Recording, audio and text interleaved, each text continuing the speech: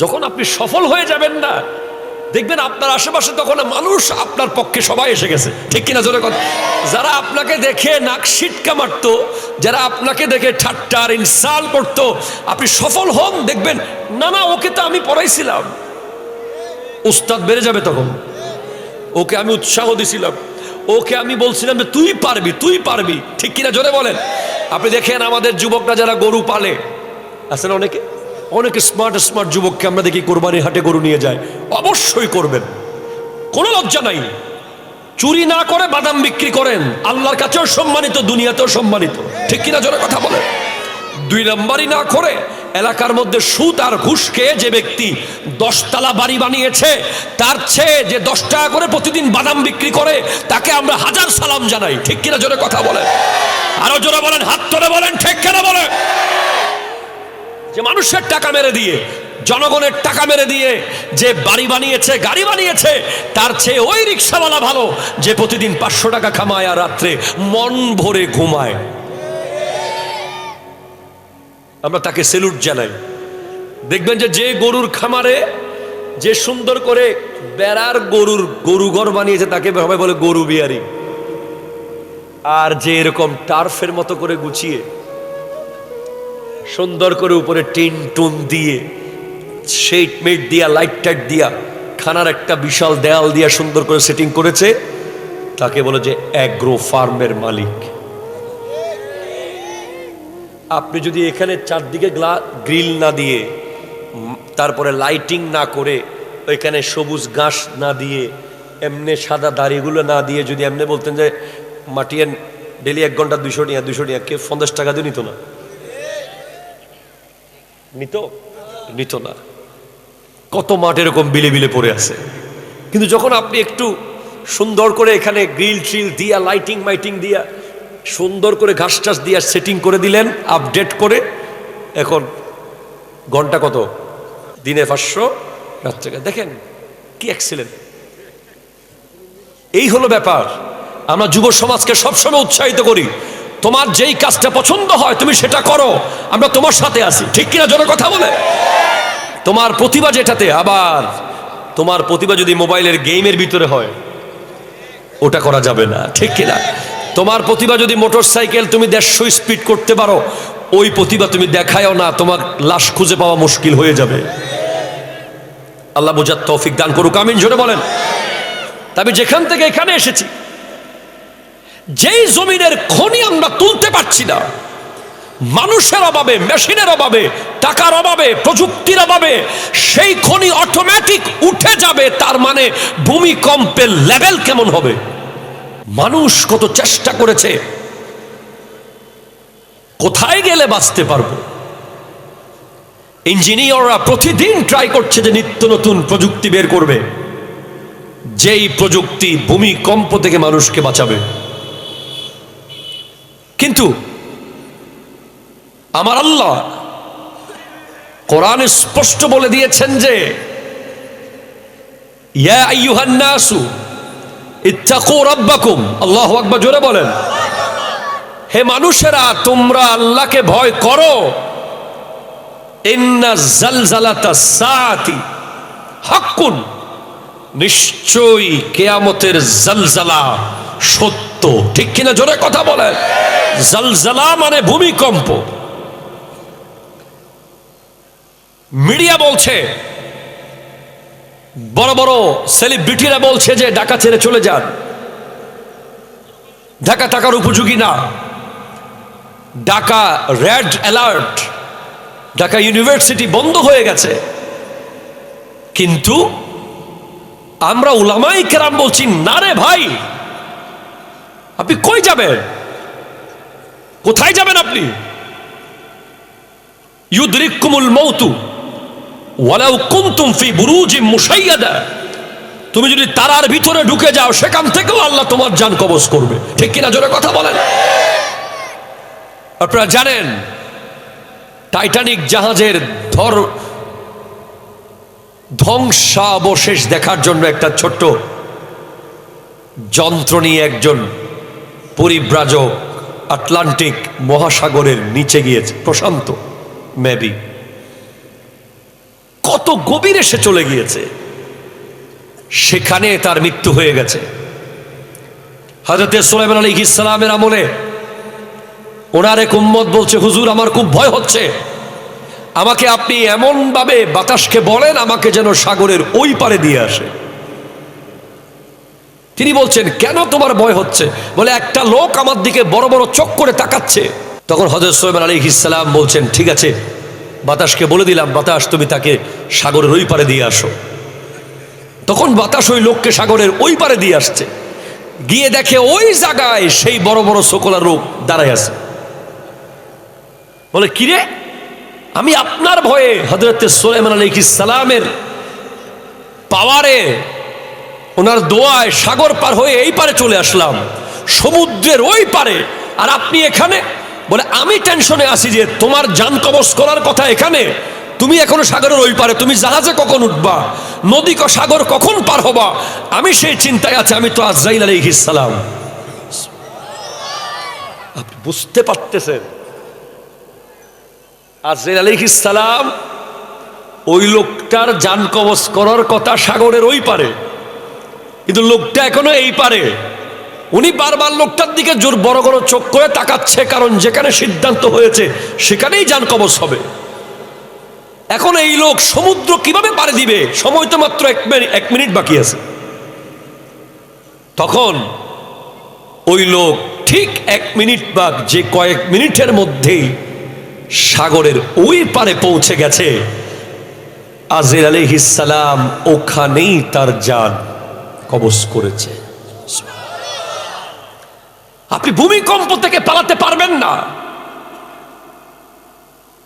আপনি পালাচ্ছেন, বারবার পালাচ্ছেন।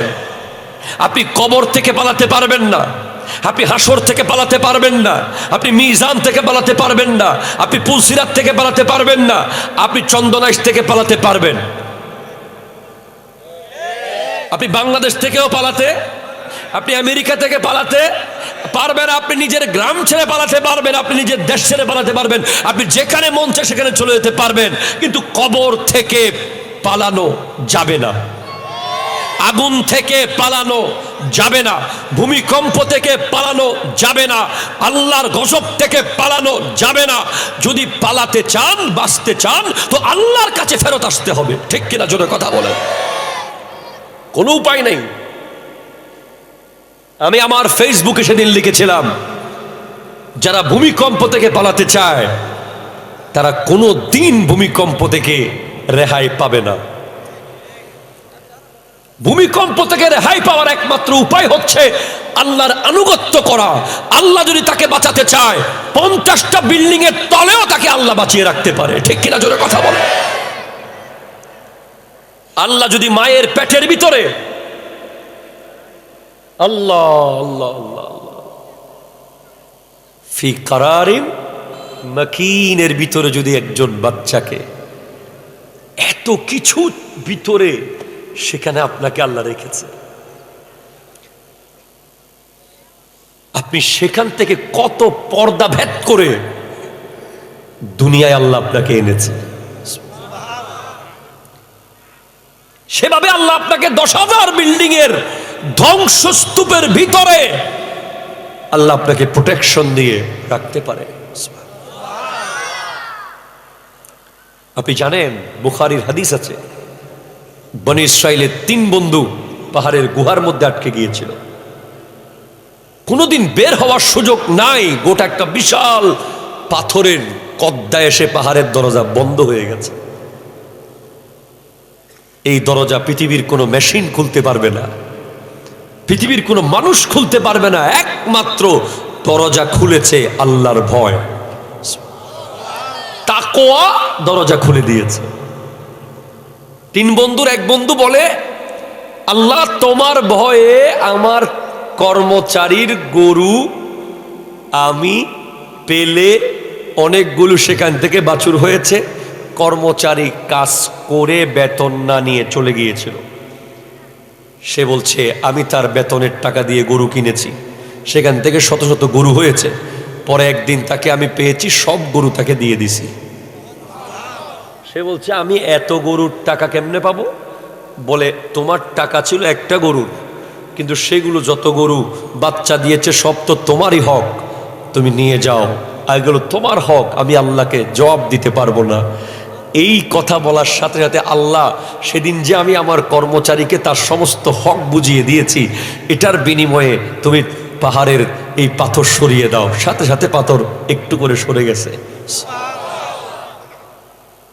এরপরে একটু আগে আমার ভাই সাখাওয়াত বলছিল, আরেকজন তার চাচাতো ভাইয়ের বোনের সাথে একা রুমে একাকী ছিল, তাদের মধ্যে শয়তান সওয়ার হয়েছে, একজন আরেকজনের অনিষ্টতার মধ্যে লিপ্ত হচ্ছে। তখন ওই নারী বলেছিল, ইয়া আব্দুল্লাহ ইত্তাকিল্লাহ, হে আল্লাহর বান্দা তুমি আল্লাহকে ভয় করো। তখন তার ভাই তার কাছ থেকে সরে এসেছে, আল্লাহর ভয়ে বোনের গায়ের দিকে হাত বাড়ায় নাই, বলে আল্লাহ সেদিন আমি চাইলে যে কোনো কিছু করতে পারতাম, তোমার ভয়ে করি নাই, যদি সেটা পছন্দ করো তাহলে দরজা খুলে দাও। পাথর আরো সরে গেছে। আরেকজন ছিল, সে বলছে আল্লাহ আমার মাকে না খাওয়াই আমি কোনোদিন খাইতাম না।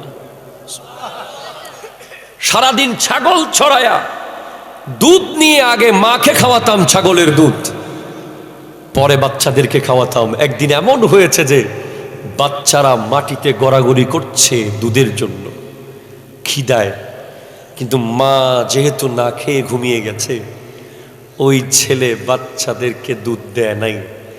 বাচ্চাগুলো কাঁদতে কাঁদতে বাবার কদম ধরে জড়িয়ে ধরে কাঁদতে কাঁদতে খিদায় ফ্লোরের মধ্যে ঘুমিয়ে গেছে। সে ছেলে বলছে আমার মাকে না খাওয়ায়া আমি আমার সন্তানকে খাওয়াবো না। আল্লাহ তোমার হাবিব বলেছে, রেদার রব্বে ফি রেদাল ওয়ালিদে ওয়া সাখাতুর রব্বে ফি সাখাতিল ওয়ালিদে। তোমার হাবিব বলেছে তোমার সন্তুষ্টি হলো মায়ের সন্তুষ্টির উপরে, তোমার সন্তুষ্টি বাবার সন্তুষ্টির উপরে, তোমার অসন্তুষ্টি মা বাবার অসন্তুষ্টির উপরে। সেদিন আমি আমার মাকে খাওয়াতে পারি নাই বলে আমার সন্তানদেরকে খাওয়াই নাই। সারা রাত তারা পেটের খোদায় মাটিতে গড়াগড়ি করতে করতে ঘুমিয়ে পড়েছিল। আল্লাহ সেদিন আমি আমার মাকে খাওয়াতে পারি নাই বলে নিজের পেটের শিশু দুধের বাচ্চাদেরকে ছাগলের দুধ খাওয়াই নাই। আল্লাহ সেই আমল যদি তোমার পছন্দ হয় তুমি পাহাড়ের দরজা খুলে দাও।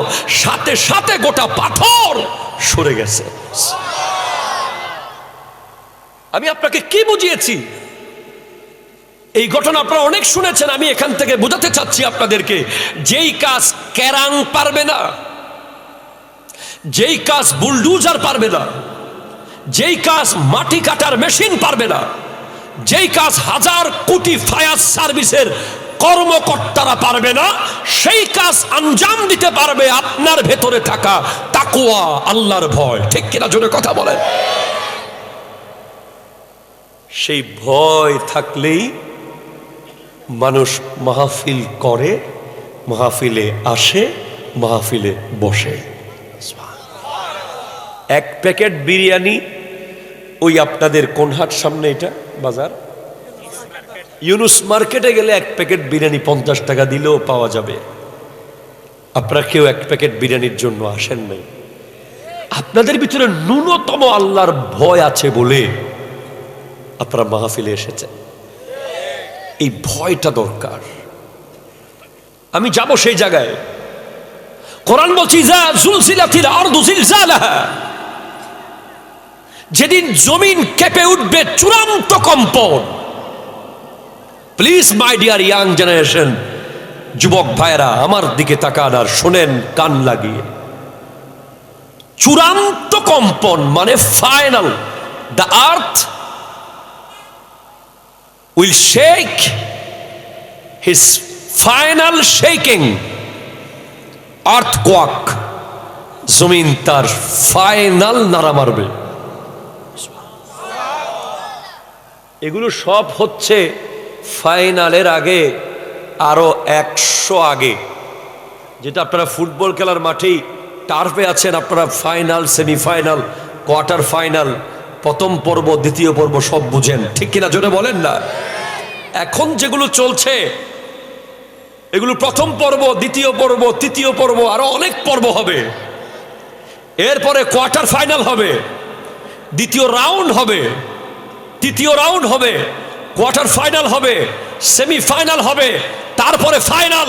ওই ফাইনাল আর্থকোয়াক যেটা হবে, ভূমিকম্প, ওটাই হলো ইজা জুলজিলাতিল আরদু জিলজালাহা। এমন ভাবে নড়বে জমিন, এমন ভাবে ঝাঁকুনি মারবে যে ও আখরাজাতিল আরদু আসকালাহা, জমিনের ভেতরে থাকা সমস্ত খনি উপরে উঠে যাবে। এখান থেকে আপনি একটু বুঝেন, স্বর্ণের খনি, হীরার খনি, কয়লার খনি, I think it's all important. স্বর্ণের খনি, হীরার খনি, কয়লার খনি, যত খনি, তেলের খনি, এগুলো বের করতে গিয়ে মানুষকে কত প্রযুক্তি ব্যবহার করতে হয়। আজকে আমার বাংলাদেশে আপনি যেখানে বসে আছেন সেখানে নিচে যে কত দামি খনি আছে এটা আপনি জানেন না, বহির্বিশ্ব জানে। বাংলাদেশের এই ছোট্ট মানচিত্রের ভিতরে যে দেশটাকে জুম করতে করতে করতে করতে বের করতে হয়, সেই যতটুকু দেশটা আছে অতটুকু সব হীরা মণি মুক্তা মাটির নিচে।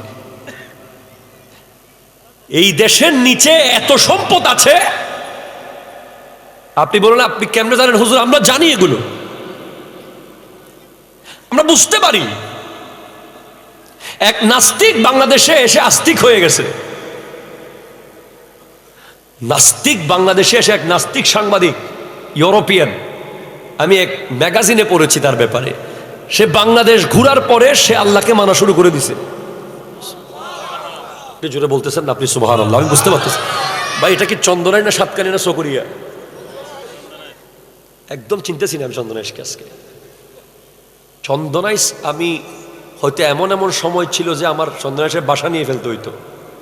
মাদ্রাসার দায়িত্ব না থাকলে আমি এখানে বাসা নিয়ে থাকি যেতাম। প্রতিদিন চন্দনাইশ মাহফিল ছিল।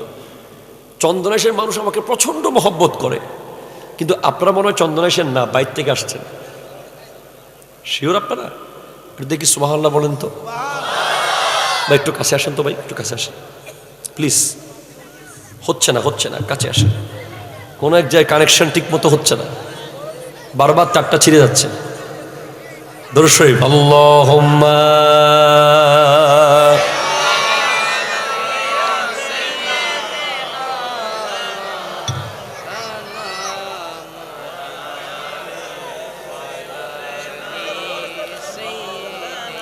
মা।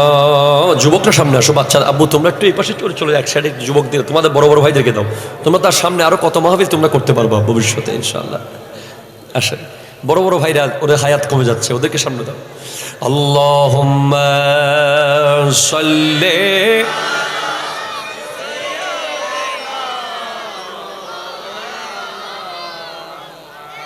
ওয়া আলা আলি সাইয়্যিদিনা। একটু চিৎকার দিয়ে গোটা এলাকা কাঁপিয়ে বলেন মারহাবা। এই সন্ধ্যায় ঢুকছি মাত্র, আল্লাহ কবুল করুক, আমিন জোরে বলেন। নাস্তিক বলছে যে এই বাংলাদেশটা এমন দেশ যেটা একমাত্র আল্লাহ চালাইতেছে। উনি বলতেছে যে এরকম কোনো আগা নাই, মাথা নাই, প্রশাসনিক সবকিছুর মধ্যে উনি গবেষণা করে যেটা দেখেছে, সব জায়গায় এত দুর্নীতি, এত দুর্নীতি, এত দুই নাম্বারি, এত বাটপারি, এত সুদ, এত ঘুষ, ঠিক কিনা জোরে কথা বলেন, এত জুলুম, এত অত্যাচার, এত দখল, এত বেদখল, এত দুর্নীতির ভিতরে দেশটা এখনো সুন্দরভাবে চলতেছে, মানুষগুলো এখনো ভালো মতো আছে, নিশ্চয় আল্লাহ আছে, আল্লাহ এই দেশ চালাইতেছে। কথা কর ঠিক কিনা? এজন্য এই দেশটার মধ্যে আল্লাহর ওলিদের কদম। শাহজালাল ইয়েমেনি, শাহ পরান, শাহ আমানত, শাহ সুলতান বলখি, শাহ সুলতান রুমি, শাহ মাকদুম রূপর, শাহ আলী বাগদাদি, এই বিশ্ববিখ্যাত 360 আউলিয়া, 12 আউলিয়া, জোরে বলেন সুবহানাল্লাহ।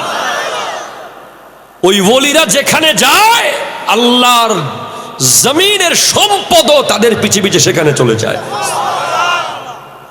প্রমাণ নেবেন আপনি? গাউসে পাক আব্দুল কাদের জিলানী রহমতুল্লাহ আলাইহির জীবনী পড়ে দেখেন। গাউসে পাক একবার রাস্তা দিয়ে হাঁটতেছেন, একটা পাহাড় দেখে বলতেছেন এই পাহাড়টা এখানে কেন? পাহাড়টা সরাই ফেলো, এগুলো কিচ্ছু বলে না। বলছে পাহাড়টা এখানে কেন? এই কথা বলার সাথে সাথে পাহাড়টা হাঁটা শুরু করছে গোজেবাগের লগে লগে। গোটা পাহাড় হাঁটতেছে। অনেকে যারা অলি আল্লাহর জীবনী পড়ে না, কারামত বুঝে না, তারা হয়তো অনেকে বলবে যে হুজুর এগুলো কি আজগবি কথা বলতেছে। যারা রিয়েল কিতাব পড়ে নাই, বাহাজাতুল আসরার গাউসে পাকের জীবনীর যে কিতাবটা আছে, এটা বুখারীর চেয়েও আরো মজবুত এটা সনদ। শাহ আব্দুল হক মুহাদ্দিস দেহলভী রহমতুল্লাহ আলাইহি বাবুল হাদিস, যার গেটে লেখা আছে ভারতের এই উপমহাদেশে যিনি হাদিস এনেছেন, উনি ওই বাহাজাতুল আসরার কিতাবকে সহি এবং শুদ্ধ বলে বলেছেন। ওখানে আছে যে গাউসে পাক হাঁটতেছেন, বলছে পাহাড়টা এখানে কেন? এমনি কথার কথা বলছেন, পাহাড় হাঁটা শুরু করে দিছে। আল্লাহর ওলিদের কারণে এই দেশ স্বর্ণ, মণি, মুক্তা, হীরা, ডায়মন্ড, ইউরেনিয়াম, তারপরে আপনার পারমাণবিক অস্ত্র বানানোর যেই সরঞ্জাম দরকার, এই সব কিছু বাংলাদেশে আছে। কিন্তু আমাদের সেগুলো তোলার মতো প্রযুক্তি নেই। সেগুলো মাটি থেকে তোলার মতো যে মেশিন এবং যে জনবল, যে দক্ষ ব্যক্তিত্বের দরকার, সেগুলো আমাদের দেশে নাই। কারণ আমাদের দেশের যুবকরা, যেগুলো বড় বড় লিডারের ছেলে, তারা সবাই আমেরিকা গিয়ে লেখাপড়া করে, আর বাকিরা আমরা সবাই লিডারদের পিছে পিছে ঘুরি। কথা কোনটা ঠিক কিনা জোরে বলেন। আমরা বিশ্বের বড় বড় সায়েন্টিস্ট, বিজ্ঞানীদেরকে নিয়ে দলিল দিই, ও বাপ আইনস্টাইন কত বড় বিজ্ঞানী, ওরে বাপরে বাপ নিকোলাস কোপারনিকাস কি বিজ্ঞানী রে বাবা।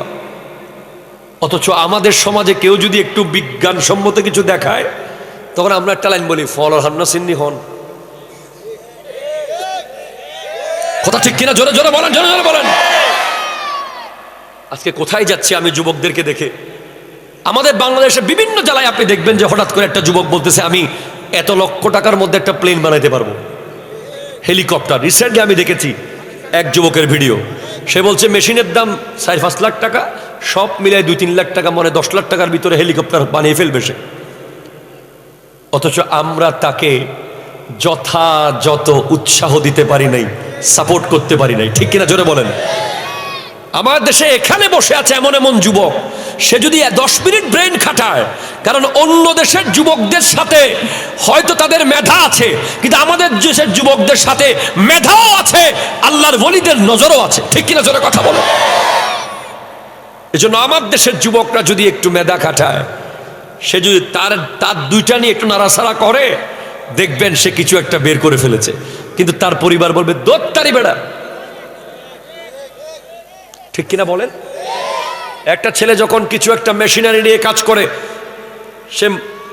সে দুইটা তার জয়েন দিয়ে কিছু একটা জ্বালাতে চায়, সে কোনো একটা সার্কিট বানাতে চায়, সে কোনো একটা বিভিন্ন যন্ত্রকে পার্ট খুলে আবার লাগাতে পারে, সেখান থেকেও নতুন কিছু আবিষ্কার করতে পারে।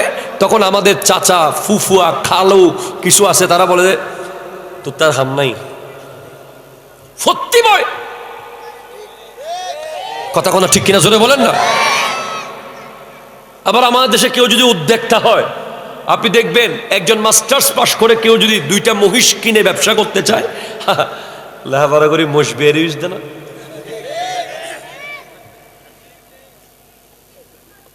অথচ আমি দেখলাম যে এমন এক যুবক, সে 2টা মহিষ কিনেছিল মোটর সাইকেলের টাকা দিয়ে। কেনার পরে তাকে এলাকার মানুষ টিটকারি মারছে, তুমি বাইকের টাকা দিয়ে, মোটর সাইকেলের টাকা দিয়ে মহিষ কিনলা। পরে এখন সে 50টা মহিষের মালিক। তখন আবার সবাই এখন জাগাত ঘুরি গেছে, না আমরা জানতাম সে পারবে। যখন আপনি সফল হয়ে যাবেন না, দেখবেন আপনার আশেপাশে তখন মানুষ আপনার পক্ষে সবাই এসে গেছে। ঠিক কিনা জোরে কথা। যারা আপনাকে দেখে নাক সিটকা মারতো, যারা আপনাকে দেখে ঠাট্টা আর ইনসাল করতো, আপনি সফল হন, দেখবেন না না ওকে তো আমি পড়াইছিলাম, উস্তাদ বেড়ে যাবে তখন। ওকে আমি উৎসাহ দিছিলাম, ওকে আমি বলছিলাম যে তুই পারবি, তুই পারবি। ঠিক কিনা জোরে বলেন। আপনি দেখেন আমাদের যুবকরা যারা গরু পালে, আছেন অনেকে, অনেক স্মার্ট স্মার্ট যুবককে আমরা দেখি কোরবানির হাটে গরু নিয়ে যায়। অবশ্যই করবেন, কোনো লজ্জা নাই। চুরি না করে বাদাম বিক্রি করেন, আল্লাহর কাছেও সম্মানিত, দুনিয়াতেও সম্মানিত, ঠিক কিনা জোরে কথা বলে। 2 নাম্বারই না করে এলাকার মধ্যে সুদ আর ঘুষ খেয়ে যে ব্যক্তি 10 তলা বাড়ি বানিয়েছে, তার চেয়ে যে 10 টাকা করে প্রতিদিন বাদাম বিক্রি করে, তাকে আমরা 1000 সালাম জানাই, ঠিক কিনা জোরে কথা বলে। আরো জোরে বলেন, হাত তুলে বলেন, ঠিক কিনা বলে। যে মানুষের টাকা মেরে দিয়ে, জনগণের টাকা মেরে দিয়ে যে বাড়ি বানিয়েছে, গাড়ি বানিয়েছে, তার চেয়ে ওই রিক্সাওয়ালা ভালো যে প্রতিদিন 500 টাকা কামায় আর রাত্রে মন ভরে ঘুমায়। আমরা তাকে সেলুট জানাই। দেখবেন যে গরুর খামারে যে সুন্দর করে বেড়ার গরু ঘর বানিয়েছে, তাকে সবাই বলে গরু বিহারি। আর যে এরকম টার্ফের মতো করে গুছিয়ে সুন্দর করে উপরে টিন টুন দিয়ে, শেড মেট দিয়া, লাইট টাইট দিয়া, খানার একটা বিশাল দেয়াল দিয়া সুন্দর করে সেটিং করেছে, তাকে বলে যে অ্যাগ্রো ফার্মের মালিক। আপনি যদি এখানে চারদিকে গ্রিল না দিয়ে, তারপরে লাইটিং না করে, ওইখানে সবুজ ঘাস না দিয়ে, এমনি সাদা দাড়িগুলো না দিয়ে যদি এমনি বলতেন যে মাটিয়ান ডেলি 1 ঘন্টা 200 টাকা, কেউ 50 টাকা দিয়ে নিত না, নিত না। কত মাঠ এরকম বিলে বিলে পড়ে আছে। কিন্তু যখন আপনি একটু সুন্দর করে এখানে গ্রিল ট্রিল দিয়া, লাইটিং মাইটিং দিয়া, সুন্দর করে ঘাস টাস দিয়া সেটিং করে দিলেন, আপডেট করে, এখন ঘন্টা কত, দিনে 500, রাত্রে, দেখেন কি এক্সিলেন্ট। এই হলো ব্যাপার। আমরা যুব সমাজকে সবসময় উৎসাহিত করি, তোমার যেই কাজটা পছন্দ হয় তুমি সেটা করো, আমরা তোমার সাথে আছি, ঠিক কিনা জোরে কথা বলে। তোমার প্রতিভা যেটাতে, আবার তোমার প্রতিভা যদি মোবাইলের গেমের ভিতরে হয়, ওটা করা যাবে না, ঠিক কিনা। তোমার প্রতিভা যদি মোটরসাইকেল তুমি 150 স্পিড করতে পারো, ওই প্রতিভা তুমি দেখায়ও না, তোমার লাশ খুঁজে পাওয়া মুশকিল হয়ে যাবে। আল্লাহ বোঝার তৌফিক দান করুক, আমিন জোরে বলেন। তবে যেখান থেকে এখানে এসেছি, যেই জমিনের খনি আমরা তুলতে পারছি না, মানুষের অভাবে, মেশিনের অভাবে, টাকার অভাবে, প্রযুক্তির অভাবে, সেই খনি অটোমেটিক উঠে যাবে, তার মানে ভূমিকম্পের লেভেল কেমন হবে। জাস্ট ইমাজিন ইয়োরসেলফ, এটা স্বর্ণের খনি করতে কমে 1000 কানেক মানুষের দরকার হয়, সেগুলোকে রিফাইন করতে হয়, শত শত হাজার হাজার বালুর ভিতর থেকে একটা স্বর্ণের দানা বের হয়ে আসে চাকতে চাকতে।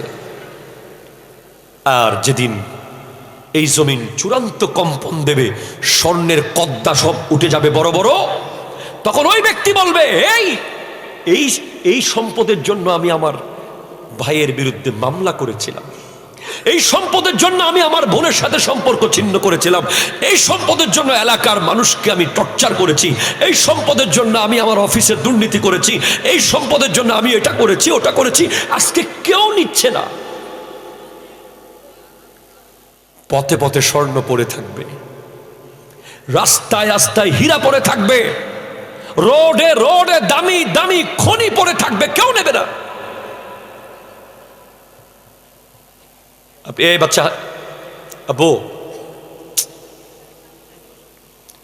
আমি কিন্তু মাদ্রাসায় বেদ দিয়ে খুব মানি, ওকে হাসতে মানা করো। এমন দৃশ্য যে হবে সেটা আমি দেখেছি, আমি দেখে আপনাকে বলছি, আমি আপনাকে ওয়াজ করতেছি দেখে দেখে। কোথায় দেখেছি আপনি জিজ্ঞেস করেন, আমি দেখেছি ফেনীর বন্যায়। লাস্ট ইয়ার ফেনীতে বন্যা হয়েছে না, হয়েছে কিনা বলেন? আমি সেখানে উপস্থিত ছিলাম যেদিন মেইন ফেনীতে পানি উঠেছে। সেদিন আমার গাড়ি ফেনীর হাইওয়ে রোডে রেখে আমি জাস্ট নেমে বুঝতে চাচ্ছি যে আমার বুটগুলো আমি কোন দিকে ঢুকাবো ফেনীর ভিতরে। মানুষকে রেস্কিউ করার জন্য 2টা বুট আমি নিয়ে গিয়েছিলাম আমার গ্রুপ টিম সহ। আমি দেখতে দেখতে দেখতেছি আমার গাড়ির চাকা থেকে পানি এখন গাড়ির সিট বরাবর উঠে যাচ্ছে। কিছুক্ষণের মধ্যে চোখের পলকে এই পানি এলো কোত্থেকে, এলো কোন দিকে, কোথাকার পানি এগুলো। কিছুক্ষণ পরে দেখছি এক নারী, শত শত নারী পুরুষ চিৎকার করে করে বলছে, হুজুর আমার বাচ্চাটাকে একটু টিনের চাল থেকে আনেন, ঘরে আলমারিতে যত টাকা আছে স্বর্ণ আছে সব নিয়ে যান, এগুলো আমার দরকার নাই, আমার বাচ্চাটাকে একটু বাঁচান।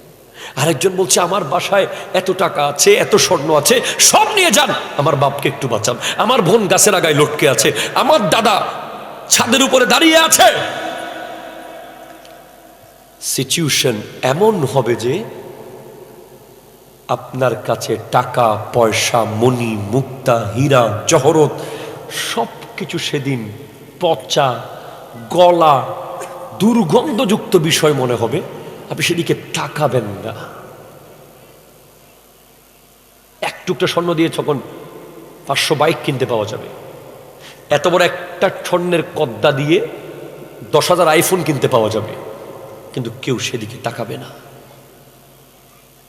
ওয়াকালাল ইনসানু মা লাহা, মানুষ বলবে কি হচ্ছে, কি এগুলো, এটা কি? ইয়াউমাইযিন তুহাদ্দিসু আখবারাহা, জমিন বলে দেবে সেদিন কে কি করেছে। জমিনকে আল্লাহ বলবেন যে তুই বল। আমরা জমিনের উপরে লাফালাফি করি, ধাফাধাফি করি, ঝাপাঝাপি করি, জমিনের উপর আমরা কত ভাব দেখাই, কত কিছু করি, কিন্তু জমিনের শব্দ আমরা শুনি না। জমিনের শব্দ শোনার ক্ষমতা আল্লাহ আমাদেরকে দেন নাই। যদি জমিনের শব্দ আমরা শুনতাম, আমরা কেউ ঘুমাতে পারতাম না ভয়ে, আমাদের জীবন চলে যেত ভয়ে। জমিনের আওয়াজ এত ভয়ঙ্কর। জমিনকে আল্লাহ সেদিন বলে দেবেন, ওই বান্দা তোর উপরে দাঁড়িয়ে কি কি করেছিল, ওই ব্যক্তি তোর উপরে দাঁড়িয়ে কি কি করেছে, কোন জায়গায় দাঁড়িয়ে কোন জুলুম করেছে, কোন জায়গায় দাঁড়িয়ে কার সম্পদ মেরে দিয়েছে। জমিন তুই সবকিছু বলে দে। জমিন বলবে, আমার উপরে দাঁড়িয়ে এই ব্যক্তি এটা করেছিল, ওটা করেছিল, ওটা করেছিল। জমিনেও বলে দেবে, আমার উপরে দাঁড়িয়ে কেউ ফুটবল খেলেছিল, আর কেউ বসে বসে কোরআনের তাফসীর শুনেছিল। স্ট্রেট ফরওয়ার্ড জমিন বলবে।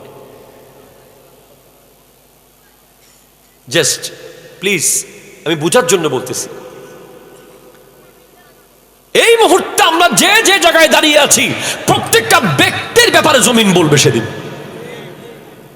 যে 2025 সালের 26 যিনি তিনি নামাজি, আশেকে রসুল যিনি তার কাছে নবীর সুন্নাহ থাকবে, আশেকে রসুল যিনি তিনি হালাল খাবে, আশেকে রসুল যিনি তিনি বাবা মার খিদমত করবে, আশেকে রসুল যিনি তিনি জুলুম করবে না, আশেকে রসুল যিনি তিনি সব সময় নবীর আদর্শকে বাস্তবায়ন করে চলবে। ঠিক কিনা জোরে কথা বলে? এমনি 1 ঘন্টার আশেকে রসুল হয়ে লাভ নেই। কালকে আবার গোস্তাকে রসুল হয়ে গেলেন, জাগা বেঁধে চেহারা পাল্টালেন, প্রয়োজনে আশেকে রসুল। কি আশেকে রসুল? জনাব হযরত মৌলানা প্রয়োজনে আশেকে রসুল। এরকম আছে না নাই? এরকম হওয়া যাবে না। যিনি আশেকে রসুল তিনি ফজরের নামাজের টাইমে ঘুমাইতে পারে না। অবশ্যই সেটা যেই হবে হোক, আমি হলেও যিনি আশেকে রসুল তিনি ফজরের নামাজের সময় ঘুমাইতে পারে না। না না, কেন? উনি যদি ফজরের টাইমে ঘুমায়, এই কথার জন্য নবীকে আল্লাহর সামনে জবাব দিতে হবে। আল্লাহ আমার নবীকে জিজ্ঞেস করবে, আপনি না বলেছিলেন আপনার উম্মত আমাকে দেখতে চায়, কই ফজরে তো সে দেখতে আসে নাই। আপনি যে মেরাজ থেকে নামাজ নিয়ে গেলেন তাদের জন্য, কই তারা তো আসে নাই। এজন্য নবীর ইজ্জত যেন ঠিক থাকে। নবীর ইজ্জতের জন্য জীবন দিতে রাজি আছেন কিনা? হাত তুলে বলেন, আছেন কিনা? আছেন কিনা? আবার সত্যি না, মানুষ বুঝে শুনে বলেন, এমনি জজবায় তুলিয়ে না, রিয়েলি পারবেন তো বলেন, নবীর ইজ্জত রক্ষার্থে জীবন দিতে প্রস্তুত আছেন? জীবন লাগবে না, আপাতত নামাজ পড়েন। জীবন আপাতত লাগবে না, আপাতত ঠান্ডা পানিতে একটু উজু করেন।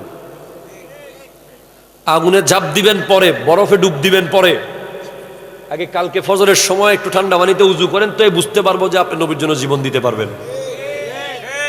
কথা কন না, ঠিক কিনা জোরে বলেন না। সেদিন দেখলাম যে একজন একটা ক্লিপ সামনে, সেটা একজন ওয়েটার তার কাস্টমারকে শূকরের গোশত দিছে খাওয়ার জন্য। তো কাস্টমার বলছে, এই বেটা, শূকরের গোশত দিলে আমি মুসলমান না?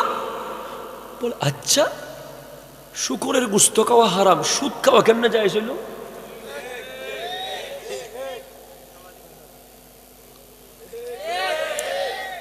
আচ্ছা, শূকরের গোশত হারাম, মুসলমান আপনি, ঘুষ খাওয়া কেমনে জায়েজ হইল? এরকম এক ব্যক্তি নাকি চায়না গেছে ব্যবসা করতে।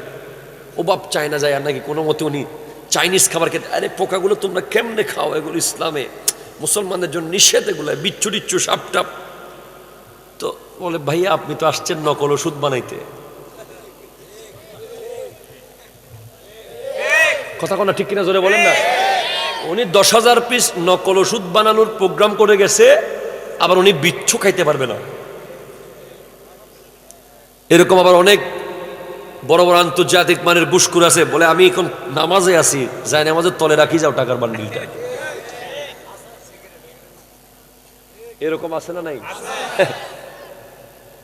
আপনি নবীর জন্য জান দিবেন, আপনি নবীর জন্য জীবন কোরবান দিবেন, আপনি ফিলিস্তিনের পক্ষে যুদ্ধ করতে যাবেন, ঠিক আছে যাইয়েন, আগে কালকে ফজর একটু ঠান্ডা পানিতে হাত ঢুকাইয়া উযু করেন, কম্বলটা সাইরা একটু উঠে দেখান, তখন বুঝতে পারবো যে আপনি যদি নিজের বিছানায় কম্বলে জিততে পারেন, তাহলে আপনি বদরের মাঠেও পারবেন। আপনি একটা কম্বলের লগে জিততে পারতেছেন না ভাই, কথা করে ঠিক আছে বলেন। আপনি একটা বিদেশি কম্বলের লগে যুদ্ধে জিততে পারতেছেন না, আপনি একটা কোল বালিশের লগে জিততে পারতেছেন না, আপনি একটা শীতের সকালে নিজের আরামের বেডের লগে জিততে পারতেছেন না যুদ্ধ করে, আপনি কিভাবে ভাই গজওয়াতুল হিন্দে যাবেন? ঠিক কিনা জোরে কথা বলেন। আপনি আগে ফজরের নামাজে উঠে যুদ্ধে জিতেন, তারপর বুঝবো যে আপনি গজওয়াতুল হিন্দে যেতে পারবেন। কথা কয় না? এই হলো আশিকে রাসূল। আমার আল্লাহর ক্ষমতা কি সেটা বলেই ওয়াজ শেষ। আল্লাহ বলছেন, আয়াহসাবুল ইনসানু আন লান নাজমা ইজামা, তারা কি মনে করে আমি তাদেরকে আবার এক করতে পারবো না? তারা মিশে যাবে কবরে, এরপর আমি তাদেরকে আবার পাবো না? না না না, আমি তাদের অস্থি সমূহকে আবার এক করব। এই লাইনটা মেডিকেল সায়েন্স গবেষণা করেছে। এই বাচ্চাদের কারণে আমার ওয়াজ করতে অনেক অসুবিধা হচ্ছে।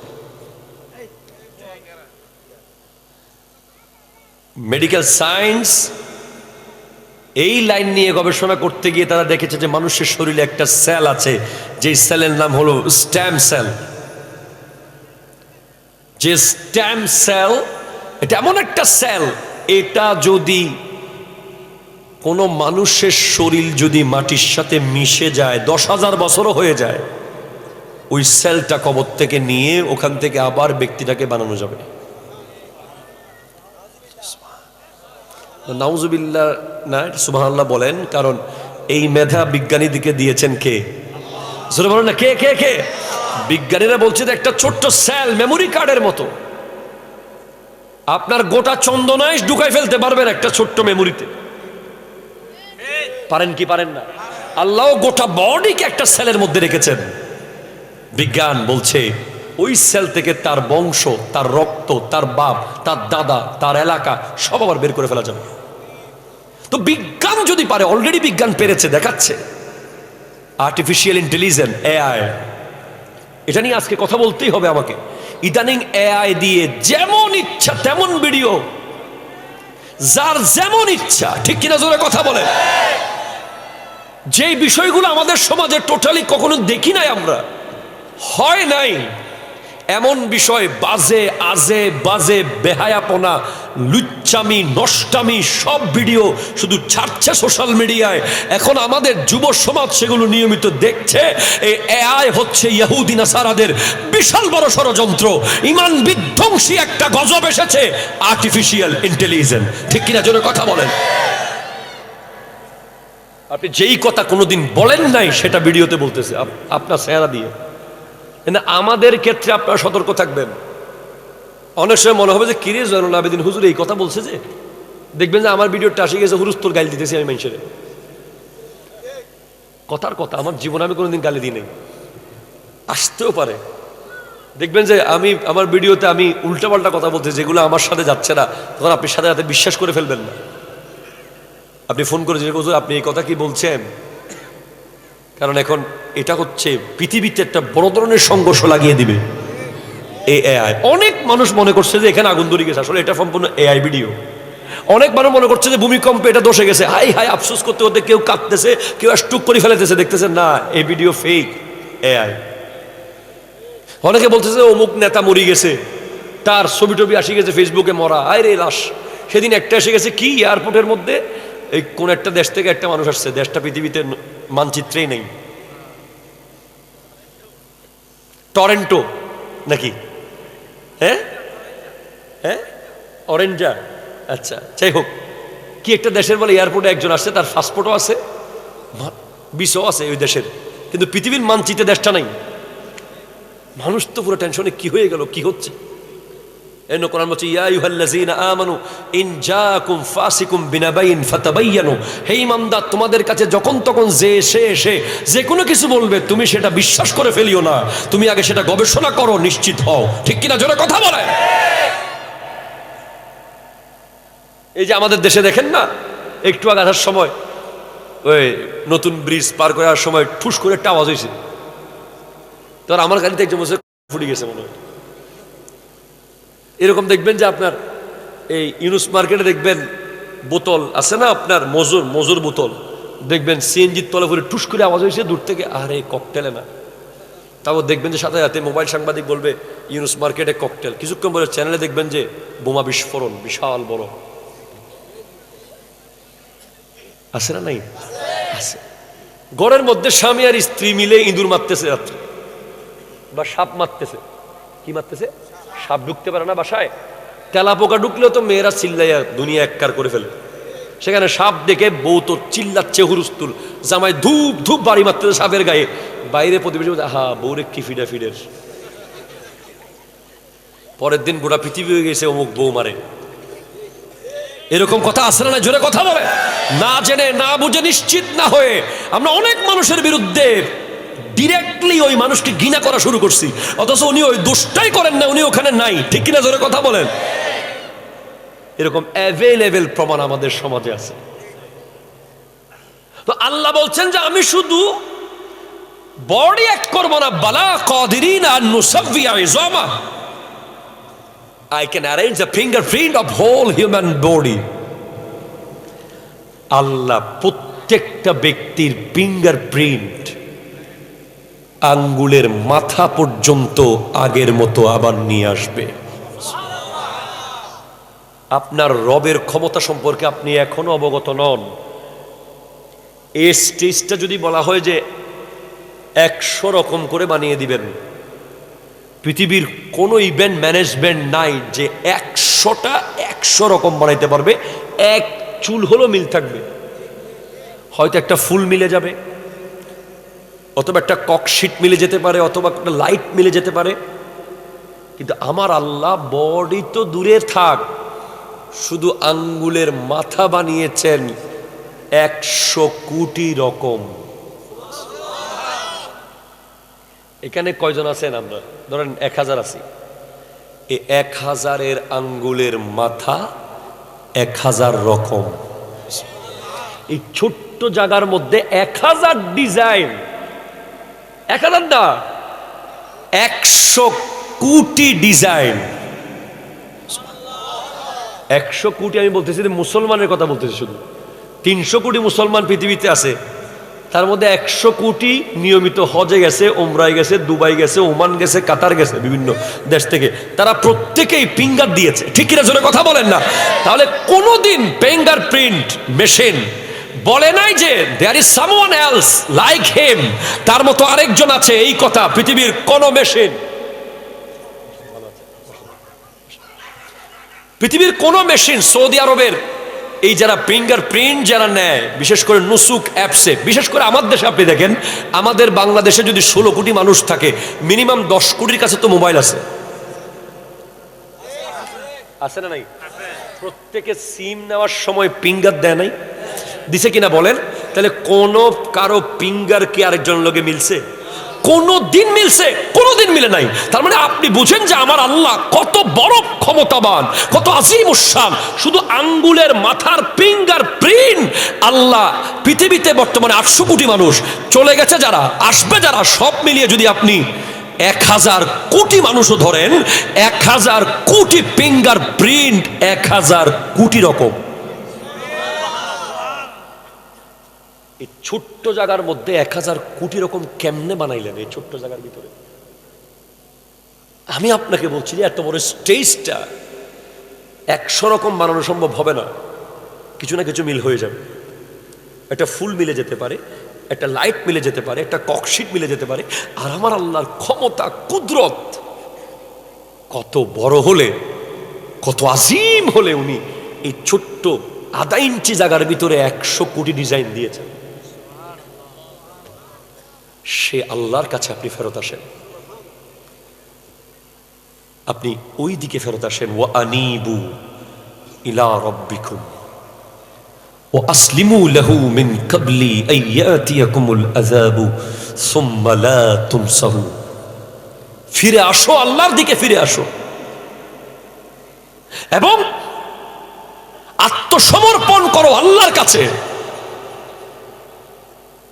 তবে আসার একটা টাইম আছে, কিন্তু এটা হলো মিন ক্বাবলি আন ইয়াতিয়াকুমুল আযাব, আযাব আসার আগে আসো।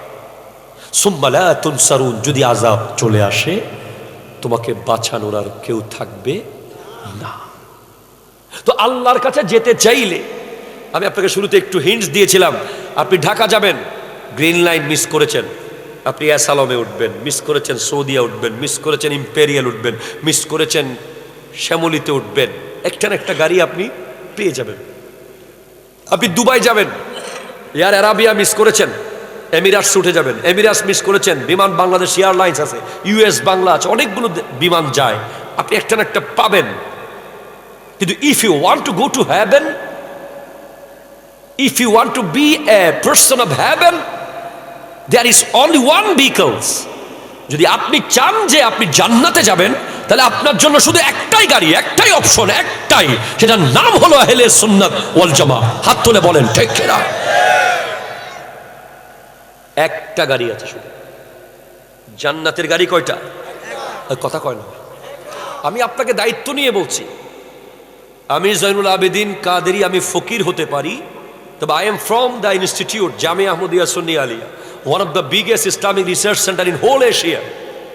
যেই মাদ্রাসা লাইব্রেরিতে 20,000-এর উপরে কিতাব আছে, দলিল আমি আপনাকে দিয়ে প্রমাণ করতে পারবো জান্নাতের রাস্তায় গাড়ি শুধু একটাই, ওটার নাম আহলে সুন্নাত ওয়াল জামাত। ঠিক কিনা? জোরে হাত তুলে বলেন, আবার বলেন ঠিক কিনা বলেন।